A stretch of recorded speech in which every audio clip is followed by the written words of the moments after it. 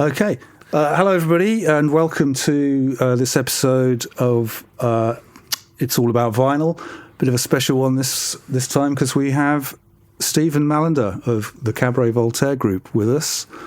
Dr. Stephen Mallinder, in fact. Yeah. While I was pondering my intro, I accidentally said Sir Stephen Mallinder in my head. And I thought, yeah, why not? For services to extreme music in the 1970s. That's very kind, yeah. I've gone up in the world, yeah. It feels a bit hierarchical, doesn't it? But, yeah. Would you accept a knighthood? No, I never, no. Can you imagine? They wouldn't let you back into Sheffield, would they? No, they wouldn't, no. I don't think I'd get back in the house, actually, no. And at this moment in time, that kind of feels like something an accolade, a garland I wouldn't really want, actually. Let's keep it to Doctor then. Yeah. We'll maybe talk a little bit about your time in Australia, because I think that's where you did your doctorate. Is that right? I started it there. I did it through an Australian university. Yeah, but I did most of it. I did actually complete while I was living in the UK. But obviously, when you're doing something like a doctorate, then you literally don't have to be in place. So the fact I finished it off over here was sort of not quite. It didn't really make much difference. So I just carried on working on it when I was in the UK, and then finally finished it. Yeah, it's a sort of it's a research project, a PhD, isn't it? Is that how they work? The thing is, it's changed quite a bit. Because I've supervised a number of PhDs, in the sense that it's finally opened up a lot more to allow creative sort of topics and people, or creative people, to kind of engage a lot more with the research and the kind of the art side of it. When I did it, it was slightly different. I mean, I've got a friend, Alex Pollard, who, his PhD is a graphic novel on Philip K. Dick, but so the form has been allowed to change. When I actually did mine wasn't a practice-based one. I'd made music all my life, and for once I want to actually try and, I suppose I wanted to actually, contextualize it and try and understand. It was a way for me of understanding what I'd done and where I'd come from and what it meant. So mine was really, it was about rhythm, and rhythm's been kind of the core of a lot of what I've done. It's been part of what the Cabs has done, and it's been a big part of my growing up and my connection with music and culture.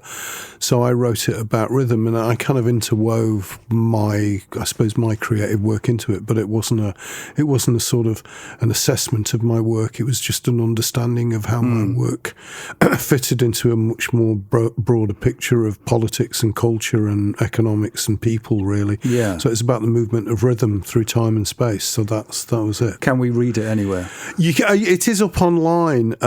I'm not quite. I think you can. I think if you Google it, just Google my name, and it's called Movement: The Journey of the Beat. Well, there you go. Great. So you can actually do it. I don't want to go anywhere near it because it's one of those things when you do a doctorate. I remember the first time I did it, someone said, "When you've done it, you'll never want to see it again." And it was quite. I've been offered a number of times by quite a number of publishers to publish it, but it meant going back to it, and I just went, "No. If you want to read it, it's there for free. Read it. I don't need to make it into a book. If someone wants to read it, read it. I'm not going to go back.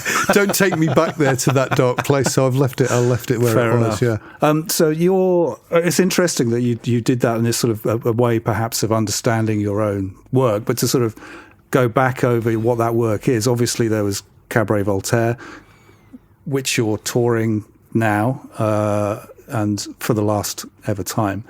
But Cabaret Voltaire also is this band that has these eras, these distinct eras, the 70s, early 80s era with you, Richard Kirk, and Chris Watson. Then Chris left, and it was just you and Richard. Then you left, and it was just Richard, and Richard passed away. And now it's you and Chris. So sort of these sort of several eras of the band. Plus, in between the sort of this new iteration of Cabaret Voltaire, you've done loads and loads of other projects, including Wrangler and Creepshow, two bands that have made records that us at Electronic Sound have liked a lot. And solo records as well, of course. So, but one of the things I wanted to ask you about was that early era, and given that this is a sort of a vinyl podcast, to talk about a record that I bought which when it came out, which was live at the YMCA. Mm-hmm. Cabaret Voltaire live, YMCA 271079, with a sort of bootleg stamp on it. Can you tell me about how this record came about and your memories perhaps of that gig? Yeah, I mean, I can't remember why I think really what it was we, at that moment in time, because people were recording stuff, we recorded ourselves. It was a period of recording. We'd obviously had the studio and we had quarter inches and all this kind of stuff and multi-tracks as we moved through. But it was also the world of cassettes, and we'd record cassettes of everything. You'd record your rehearsals, you record street conversations, and you recorded gigs, and everybody did. And it was the beginning of people coming and sort of bootlegging shows, and bootlegging became a culture in itself. I mean, that's 79. I think for around that period, 78, punk obviously was a big part of it. People were recording shows. And in a weird way, we just thought, I think we wanted to just take ownership of it. So bootlegging yourself. So we bootlegged ourselves. It was as simple as that. It was just it was a case of, well, people are going to do this, and that's fine, and we've got no problem with it, and we know these bootlegs are going to exist, but why not actually do something where we could actually have some control over what it was? So therefore, we were recording gigs. We wouldn't have just recorded that one. We recorded loads of the gigs at the time.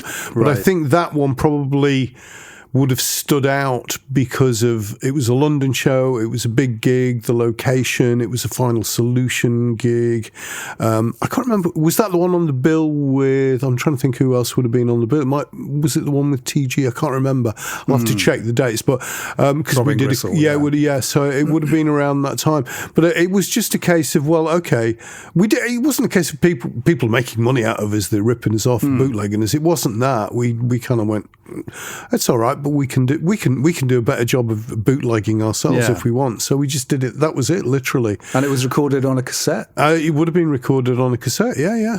And but mastered and sort of because it has this because it's recorded on cassette and it's not direct from the desk or anything like that. It's just a sort of in the room, and it has this texture and this sort of space around it that has its own sort of identity, I think, and that's something in Cabaret Voltaire's recordings from that era, that are all those textures that lots of other studios and artists would try to get rid of. You would sort of lean into and use, and distortion and echoes that delays that overplayed and sort of turned into feedback and those kind of ideas. Was that something that you were thinking about when you did that? And I also think that we were quite aware that the way we recorded and the way we made music did have a live kind of sort of set approach to it. And so we also knew that in a live situation, playing on stage and being able to record, captured us probably at our most sort of, I guess, significant. We were at our most vital, I think, when we were doing that, because that was our approach to recording. We did kind of prepare and construct and produce music, but there was always an element of I wouldn't say improvisation, because that feels a little bit too jazz to say that, but there was an element of, spontaneity about it. That was the thing. And so, and I think we all, Richard and myself and Chris, knew that we were probably at our most spontaneous when we were in a live situation where you couldn't go, you were capturing something that was a moment in time that was being shared by people, and those sounds in that room and those reflections of those sounds and those, as you say, the textures and that. So it just felt like that was, it was almost like that was the real Cabs if you did that. We'd worked in the studio, and it was like, that was our instrument, the studio. But live gave us another version of us, and I think we quite enjoyed that. And so doing live recordings was a nice way of doing it. We did a few. We did live at the Lyceum as well, didn't we? As That's a cassette, right. which was on Rough Trade. So there was a way of going. And I think also we knew what were significant gigs, and I think that one was a significant gig. It was part of a series of shows that were, the YMCA was used quite a bit in that period, and it was such a great venue. I don't know any of people who are going to be listening, or whether yourself and anybody went to the YMCA, but it had a really brilliant vibe because it was in a basement, Right. Yeah. But it was in a basement of the YMCA on Tottenham Court Road, but it was really plush and it was all carpeted. Everything was carpeted. Right. So it had this really kind of quiet, almost anechoic chamber sort of feel to it. You were really kind of in a strange sort of warm bubble when you went in there.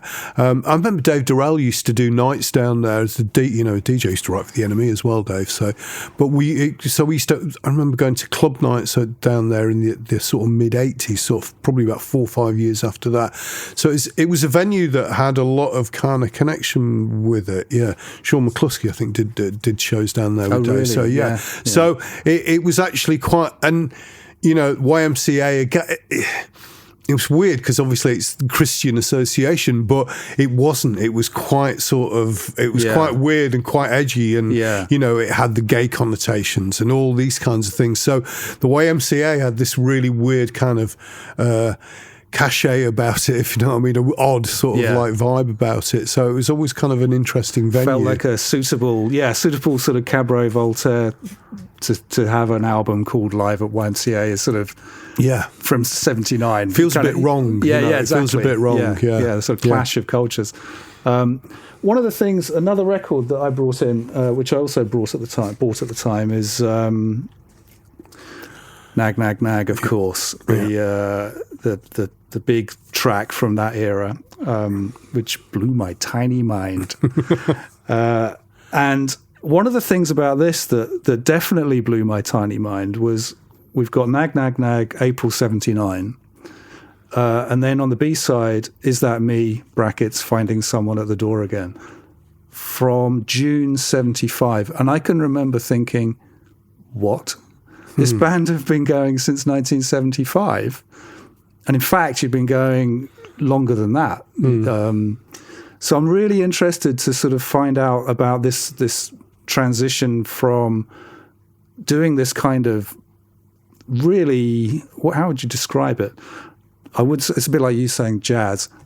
You could call it avant-garde, but I would hesitate to call it that, if you know what I mean. Yeah. But music that was really challenging, that didn't seem to be in any way connected to anything else that was going on, certainly not in 1975. In 1975, I think maybe I'd stopped listening to Slade and T-Rex a bit by then, but, I was only 11. So what was happening in this era of Cabaret Voltaire? What was the... Well, that was still up in Chris's loft at Lamont Road when we were recording there. That was when there was just Richard, myself, and Chris, just sort of a bit like we're here at Syntheaston with the people just messing around and playing and experimenting and finding sounds.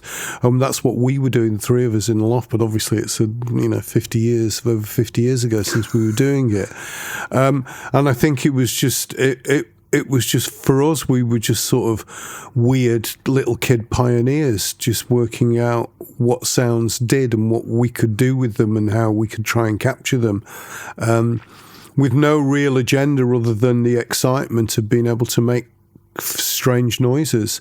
But the interesting thing being, I think because there were three of us, there was three kind of approaches and three angles that in the thing, and so strangely it started to build a structure. I think we were aware of the fact. I think if one of us, as individuals, we were making that sound, it wouldn't have had that. I think we were suddenly aware of the power of three people actually somehow containing this, and it gave it a shape and started to give it a form.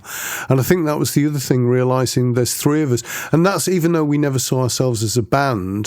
It paralleled the idea of music being made by bands and musicians. We were actually making music in a very different way, but we realised there's also power in the ability of the sum of the parts, if you know what I mean, being able to construct things. So that was three of us just messing around. And as I say, I think the point I'm making is that the three of us, in a strange way, it helped us find a structure to things as we went through. So it wasn't just loose and throwaway. It was actually kind of, oddly, it meant something to all three of us to build something that we could all go, yeah, we own this. Were you conscious of the sort of background of avant-garde electronic music when you were fiddling about in the loft? Yeah, we were. I mean, but we come at it, but we were still teenagers when we started getting into things. So we'd still come. I mean, you referred to kind of Slade and T-Rex, but we come to things from popular culture. That was the thing. We'd come, Richard, particularly Richard and myself, had come from kind of funk and, from soul and ska and reggae. So we come at it from that angle. But we'd also, the influence of things like the Velvet Underground. And also, we talk about the music press. The music press was really important in, you'd read things and hear what people were saying, and all of a sudden you become aware of, I don't know, Captain Beefheart, or you become aware of, David Bowie talking about William Burroughs. You become aware of Eno, and all of a sudden you suddenly go, oh, hang on, there's a bigger world. We'd still be really young, but you go. We were into art, though. I particularly came from a kind of from a graphic and sort of art world, and not graphic art, but from actual paint, from a painterly kind of world. We were all three of us were interested in that. So we were interested in the art connotation and how it overlapped with music. So when people were talking about Stockhausen or Edgar Varese or Pierre Schaeffer or something like that, or it all of a sudden you go, oh, okay, let me find out about this. So it paralleled it. I don't think we ever saw ourselves as becoming it at that moment, because we were working class kids. We were working class boys in a northern city. We weren't from kind of a bourgeois sort of world, So it wasn't as if we were like, oh, we want to make sort of avant-garde compositions or, But it was great because it fed in, but we were interested in it and it fed into what we were doing. So it was just the bumping together of these kind of different forms of popular culture and then becoming aware of weirder musics and, obviously Warhol and all that kind of stuff. Yeah. It was all a mishmash. I don't think there was any sort of, we know what we want to be, but it was just we were just bombarded and we were porous, we were soaking this stuff up, it was just we were sucking it all up really, and it was spitting it out in some weird form, which we didn't have, the form evolved, but we didn't really know what we were doing. And gradually, as I say, between the three of us, it took its own shape, but it was just all we were doing is sucking up all these different influences. That's interesting, talking about sort of reading about bands. Push and I have talked about this on the podcast before as music journalists, and obviously fairly biased towards that idea. And the music press, certainly in that era, was part of a sort of scene which helped to reflect back to bands how they were being received by people who were thinking about it and mentioning influences. And I cited, the fact that I read about Can, for example, in interviews, possibly with Cabaret Voltaire as well. I would imagine you'd have probably mentioned them at some point, but certainly John Lydon mentioning Can quite a lot. And it was 2-3 years before I actually heard them, because it was quite difficult to get hold of a record, especially as a kid, you didn't have much money. So that idea of you read about something and you think, you kind of know it's already going to be interesting because it's in the NME or Melody Maker or whatever, and an artist is talking about it that you're interested in. Obviously we don't have the weeklies anymore. It's a different media landscape nowadays, but here at Electronic Sound we do our best. But that's great. I think what we'll do, because I've been told, I've had a lot of feedback about the podcast, which I'm very thankful for. One of the things that's been mentioned is that we should have breaks. So we'll have a little break and then we'll come back and tackle another topic. I'm down by the river near the podcast studio. I've come out of the studio. If you like the podcast, maybe go to electronicsound.co.uk/shop, pick up a magazine, a back issue, current magazine, t-shirt. We've got lots of records there. You could buy one of those too. And back to the studio. Okay, so welcome back, everybody. Here we are. We've had a lovely break. One of the things about this era as well that I wanted to talk to you about is you're perceived. Cabaret Voltaire seemed to be quite a foundational group for quite a lot of what came afterwards in electronic music. Loads of people will cite the band, and they'll have their favourite era, whether it's 70s murky photocopy Cabaret Voltaire, or whether it's the sort of cleaner, more dance floor oriented one that came later. But I was interested as well in terms of what was happening in Sheffield and your influence, or whether you perceived it or not, on the people who were just behind you, perhaps, like Human League and Addy Newton, Clock DVA, and all of those people. Were you one big jolly Sheffield music scene in the sort of 70s or not? Do you know what? This is really. I mean, I'm sure but you know, you'll see this. It's coming out in the next couple of months. But I was chatting to Daniel Dillon Ray about his groovy, laid back and nasty Sheffield book, and which is out, I think, soon. But so that's a plug for that for Dan. Yeah, he owes us all a beer for that. But it's really funny because I did quite a few interviews with him for the book, and he was going, "It's really funny because you talk about it, and there's no animosity, and everybody, you know, you got on." But he went, when he interviewed everyone else for the book, everyone else was going on about how everyone was fighting, it was bitchy, and everyone was kind of having a go at each other and all this kind of stuff, and it was really quite backbiting. And I was like, oh wow, I never thought of it from that perspective, and I didn't. So we do have a slight, and I wonder whether, because we were, and this is not, I don't want this to sound arrogant, but the fact that we were there a bit before everybody else, that we have that privilege of looking at it from that position, and we sort of felt a little bit removed from a lot of that. Yeah.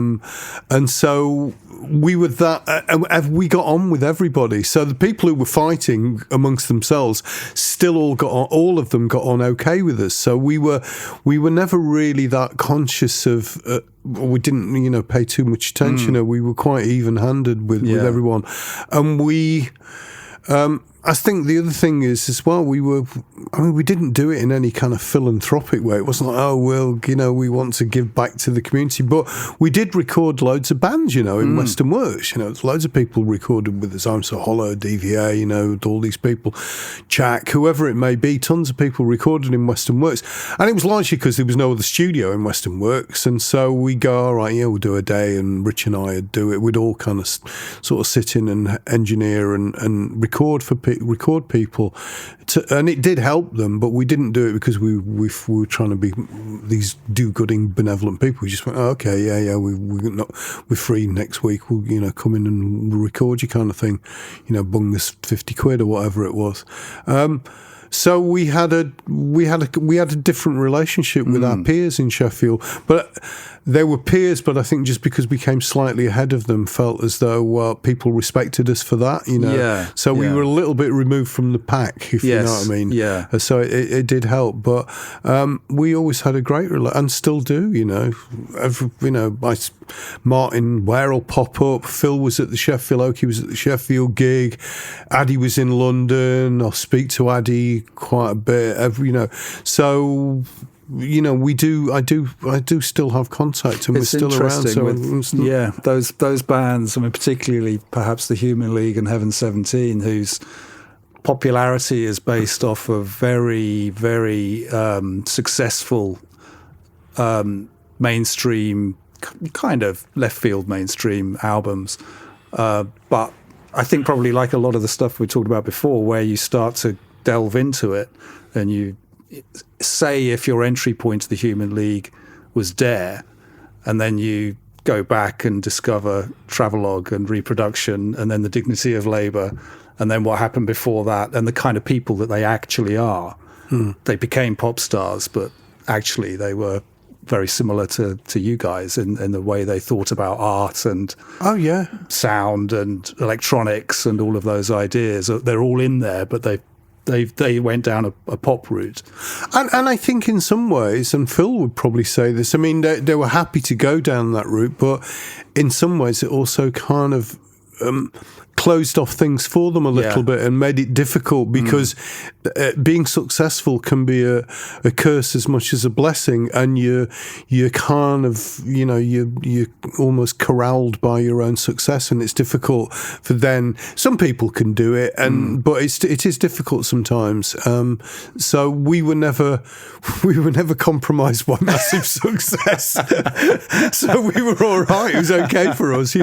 We had moderate success, but it lasted over a period of time, which is then perceived as kind of being very successful over a long period of time.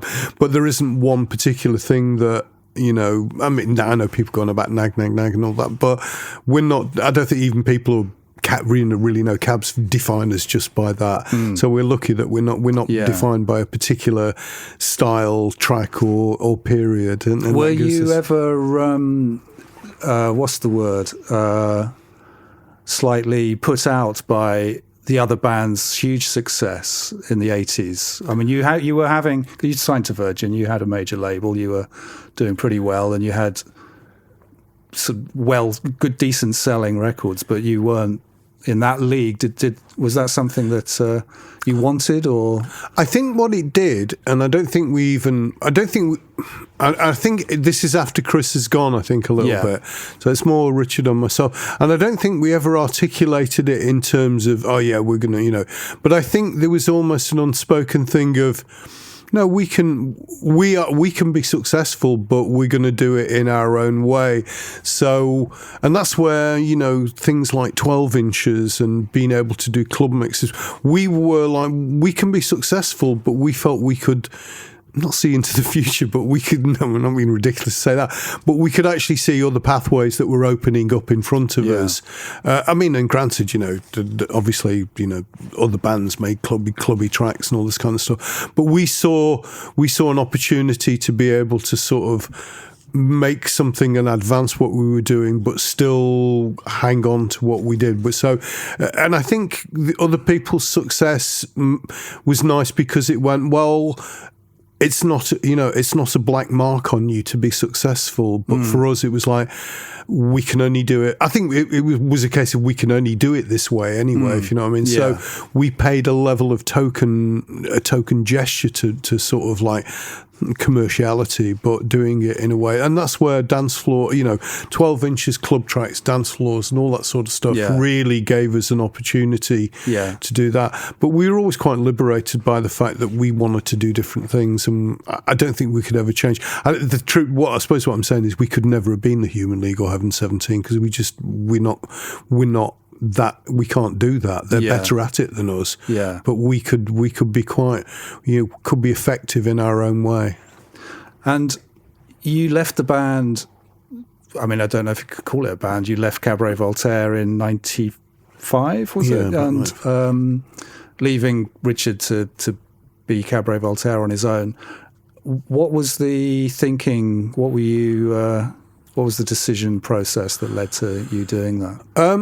I mean, financially, I was really struggling. I had 2 children and I'd kind of lost my flat and I just needed to sort of like, it was just difficult. I just wasn't surviving, and it was difficult for us both to survive in that way.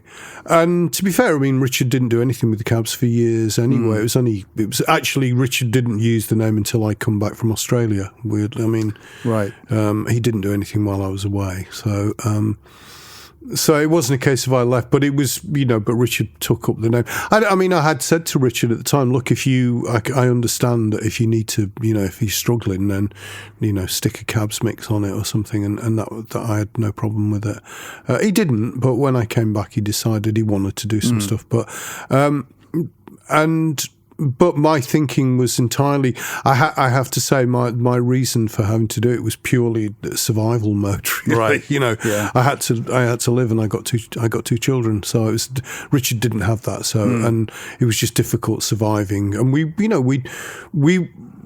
it was just hard toughing it out, really. So I just went, I'm going to have a break, and it was difficult. It was really, really difficult. It was difficult for me and Richard. We'd been friends since we were teenagers. We were friends before we did that, way before Cabs ever happened. So it was a difficult period for us. So it was a funny one, but I had to kind of do that. And I think also, Richard had always stayed in Sheffield. He'd always been that sort of, anchored to that place, and it was part of him. And that, I've got no problem with that. I'm not knocking it. But I was slightly different in the sense that I had done other things and travelled, and I was living in London. I had a place in London as well as Sheffield, and I think part of me wanted to go. Having children as well, wanting to go. I want to have a look at doing something else. So it was a nice break, and I just thought we needed a break from each other because it's a natural thing, relation. It wasn't a case. We were fine when we, it wasn't a case. There was no animosity.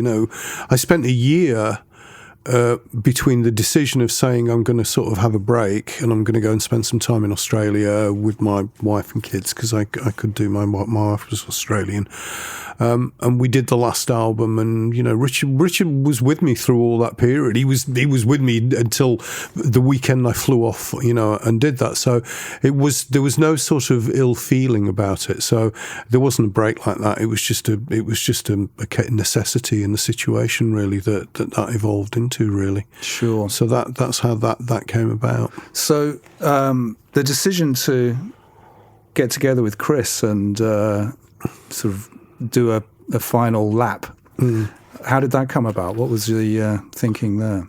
Well, I think it's a combination of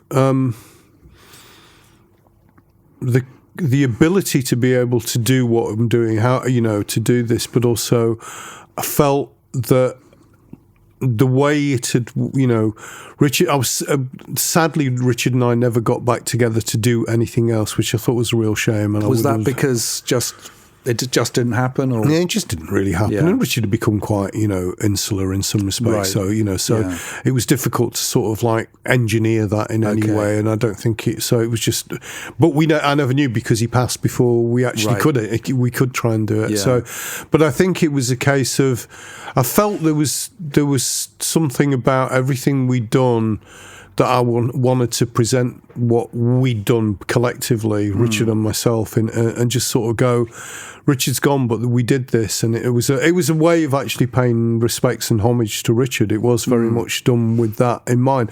Obviously, myself as well, to acknowledge the work we'd done, but I just felt it had just fallen. It had fallen away, and I just thought it's a real shame because I got an opportunity to actually just go and present those tracks again because. The visuals as well were a big part of it. We'd done all those films. We'd made all this music, and so I started off with going, but I think it would be nice to actually. I got no into. It was only a case of I just thought I'll do a few gigs. I'll do a handful of gigs just to go. Hey, look, this is for those people who never knew, this is what the Cabs sounded like over a big PA, and this is what we would have looked like if it was today. And it was just that. It wasn't it obviously it snowballed quite a bit from there because of people. It seems to have really triggered and sparked people's imagination. But the idea was really just to do a handful of shows and just go, that's it, thank you and good night. And when I decided to do it, I didn't know whether Chris would want to do it. So it was a case of, well, a lot of the stuff we'd done was, the kind of probably the stuff that sold and, been on major labels and so it sold in different territories and was the stuff after Chris left. So I was conscious of wanting to do that, but I was also conscious of going, I really want Chris to do this. So if Chris does it, then we can kind of build in those earlier tracks that Chris did. And as soon as I spoke to Chris was like, yeah, let's do it. And that meant the world to me because it meant that Chris understood why we wanted to do it. it was also built really, the circumstances were, it was really to acknowledge the 50 years, because we were aware that it was 50 years last year of our first gig. So it was also really that was the catalyst to go, it's 50 years, we need to do this. And that's started the ball rolling. Then bringing Chris in on it. And then it just sort of evolved from When you announced it, it sort of, everyone went berserk. Were you expecting that? No, I wasn't. I really didn't know what to expect, to be quite honest with you. And that's been the massively gratifying thing for me, in that people did respond to it and people sort of got it. And I wanted people to understand that I was doing this because of Richard, not in spite of Richard. I wanted him. I wanted people. This. I want to make sure. I wanted to make sure that this conversation totally acknowledged Richard's presence in everything we were doing, and the fact that there was a big response meant that part of the message had come across. I hoped it had anyway. I mean, certainly when trying to get tickets, I think everybody is like, I can't get tickets. They just went like that. When we booked you to play Syntheast, those tickets sold in 48 hours. They were all gone, which was fantastic. But I think I'm so pleased that you're playing. That's a great thing for us to have here. Well, I think it's lovely for us to come and play here and acknowledge, because electronic sound, we didn't have electronic sound when the Cab started. No. So, and the relationship between a publication, a magazine like this, and the Cabs is just, there's a real complementary to the whole thing. So it's lovely. And you've been, the electronic sound has been supportive to music and our music included. So it's great for us to come and play. It means a lot, to be able to do that, because we're tapping into the sincerity of people who are into music. And so it's lovely for us to go and do it. Yeah. Brilliant. Okay, well, that sounds like a perfect space to have another little break. We'll come back after the break with some more chat about some vinyl. I'll bring some vinyl into it, I promise. Okie dokie. Okay. Hi, Mark Roland here. I'm on top of a flyover, very precarious actually. I came here to have a look at the demolition of Anglia Square. It's a place in Norwich that they're taking down anyway. It's nice to get out of the electronic sound studio, but if you like the podcast, do come and buy a magazine or a record or something. electronicsound.co.uk/shop. Everything will help to support the podcast. Thank you. Bye. Okay, welcome back. We've just had a nice break. Mal was just telling me about the Nag beer, which is being launched at some point in the future. So I think we need to look out for that. And what we were saying is that it'd be great to have a beer in our breaks, but not very many people that we speak to are probably going to have a beer named after them. Mind you, I wouldn't have expected a Cabaret Voltaire themed beer either. I've got an even weirder one. I've got a racehorse named after me. What? There was, yeah. I think really? It's probably died now, yeah. Called Mal? Called Mallinder, yeah. Really? Yeah. How did that come about?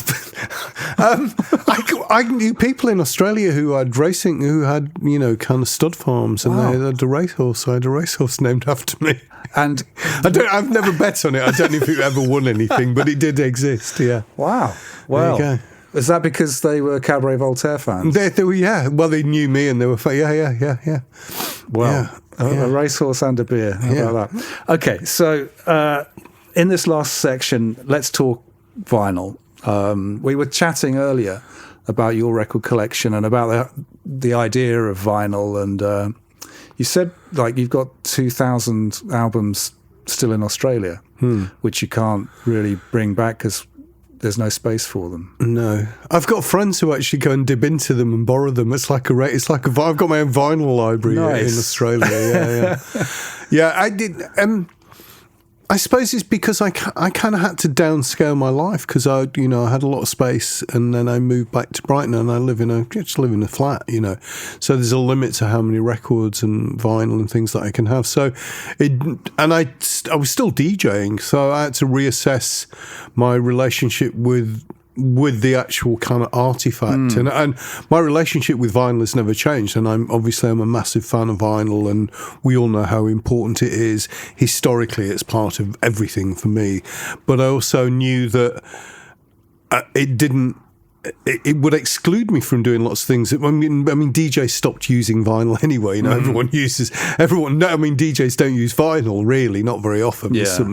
It's great when they do, but it's not the default kind of thing. So I just think it affects that relationship with not with music, but just with the artifact. And I think there's a danger of closing ourselves off and going, I can only listen to music on vinyl, which I understand quality-wise and the importance of it, but you also know that you can't do that because you're pulling the shutters down on so much music that is out there. And also for me a little bit, I spent a lot of time around younger people for the last sort of 18 years, because I taught, I'm not doing anymore, but obviously I ran the sound art sort of course and program down at Brighton University, and so I as part of that, and I was constantly working with new generations of kids who've grown up, and they love vinyl, but it's a different, so it's a strange relationship they have. They love the idea of it, but it's got this novelty, but it's also the fact that we imbue authenticity within that product very much, it is that sort of thing. But at the same time, they made music. There's a whole generation which we all know make music and probably don't ever hear it off headphones. They make music on headphones.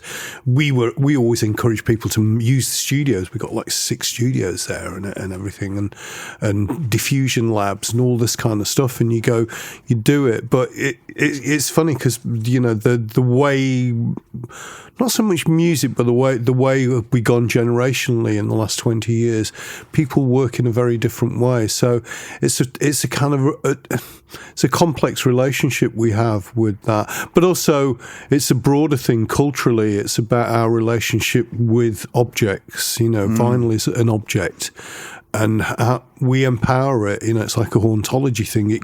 Our soul is in. It captures. Yeah. My soul is in those records. Yeah. My voice is trapped forever. And so it's massively significant. And so, but at the same time, I also go, I don't exclusively listen to music on vinyl because I wouldn't be able to survive if that's the way it would. And now I hear it. I think so. It's very complex now. It really is, isn't it? And I think that idea of your soul being trapped in the grooves of this, and the idea that this meeting, us talking now, my purchase of this record when I was 14 years old, and what it meant to me, and looking at the the ring wear and the foxing that's happened, and I look at this and I can remember it, just sort of all those memories come back of listening to it when I was a kid, and that feeling of when you were young and buying a record like this. And it's this is why I think I obviously wouldn't part with it. It has a meaning way beyond. I can listen to this on Spotify, and I do.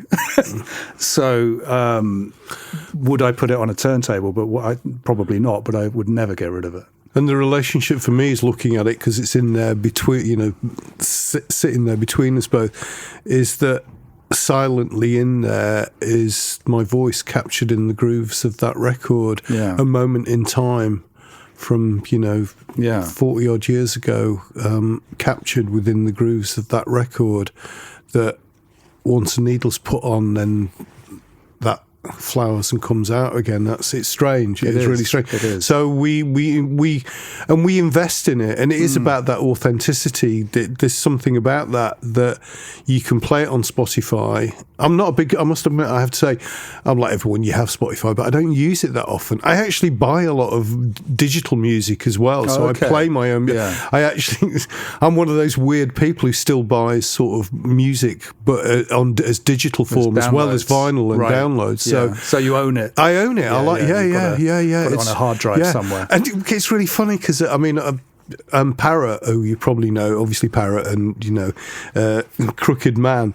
And I always buy all of Parrot's stuff, and it's really funny because the head of the label always emails me and goes, oh, it's great. We know it's you that's bought it, and Parrot gets in touch. And even though I've bought it digitally, and he can send it to me anytime he wants, I actually make sure I buy, people's music. And it's, the tracks that were never coming out on vinyl anyway.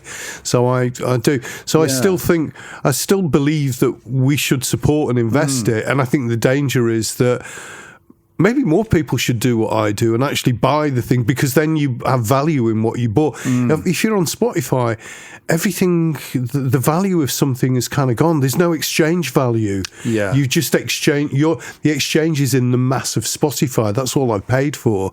I haven't invested in a single artist, or I haven't invested in someone's individual work, which I would do if I bought vinyl, or now for me, in most if it's not on vinyl, obviously for me it's like buying it digitally.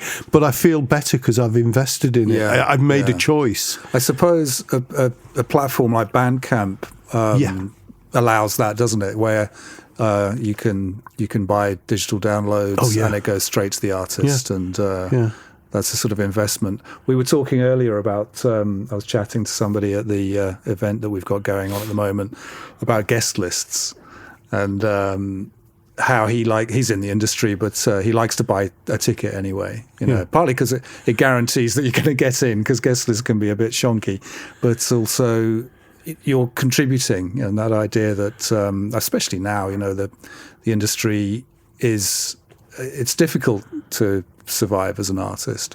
So anything that you can do to support. I buy tickets as well. I bought tickets for gigs last week. Even though I could get in on the guest list, there's certain times where you go. I do. I've got mates where I go, no, I'm going to get on the guest list on this one. Steady on. Just but in a lot of cases, no, I will, and it is the same a little bit with buying music. I think that's the thing. The vinyl and the actual artifact and the object, and obviously we're looking at the artwork and we're looking at that. That's the other thing that vinyl stands for. That it stands for much more. It's lovely that Rough Trade have brought out 2X45 as 3X45 now in its original package to mark the 50th anniversary of Rough Trade, and they brought it out in the original mad. Sort of, if anyone remembers it, 2X45 came. Neville did it. It's one of Neville's. It was a massive kind of mad vanity project, really, because he packaged it in an envelope that you had to carefully unfold, and everyone ripped it. And it was terrible, but it was like, but it was great that we could make music that came in a package. Suffice to say, I got my copies from Mute sent me them last week, and the first thing I did, I opened it up and I ripped the packaging. It's like, oh great, well I can't give that one away, that one's mine. So, but isn't that lovely that you can see the fact I can damage some artwork unintentionally? I think that means it's got something. It is authentic. And I've always thought of albums, artwork, and just the size of them, 12 by 12. They're like a democratic piece of art, because you can own it for a relatively small amount of money, but all of the art that's gone into it and the music that's part of it, that for me I think is one of the great pleasures of vinyl. I riffle my collection quite often. I just pull a record out and have a look at it and hold it, and it might be a new record or an old one, but just that sense of a lot of people's ideas has gone into this, and it's mass produced in a kind of Warholian sort of a way, and we can all own it. And it's interesting though, because I think the figures are that I think more than 2/3 of vinyl records that are sold and never played. I was talking to somebody today who said they've got every electronic sound ever, right back to issue 2.0. So that's like 115 copies now, with every 7-inch unopened, because he hasn't got a record player. Well, there you go. Yeah. But it's nice to know that people have it. Yeah.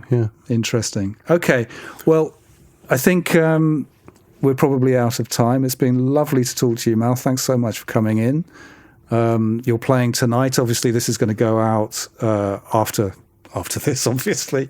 But Cabaret Voltaire are playing at Synth East tonight. This is when we're recording this, which I'm very much looking forward to. And best of luck with the tour, the final ever tour. And tonight's gig is the first and last time you'll play in Norwich. Yeah. We think. Yeah. Well, we think, yeah, we don't know. But I mean, I may come back Wrangler may come back or something like that, Quick Show. But yeah, the Cabs thing needs to have closure. I'm not taking the piss. I just wanted to do this. It's more, the response has been that we've gone, oh, we'll play here, just so we've got a chance to do it to try and be democratic. But it will be, that'll be it, yeah. And there's a live album coming. Yes. Yeah. What is the time, really? But what time is it really? Okay, so what time is it really? Yeah. That's going to be in April? End of April, I think. End of April, that. yes. So we'll be stocking that in our shop. Yeah. So if you want to know why it's called that, you're going to have to buy Electronic Sound, because it's in the interview with Neil. I believe it is. Yeah, so I'm not going to tell anyone. Excellent. On that note, goodbye. Thank you very much. Thank you.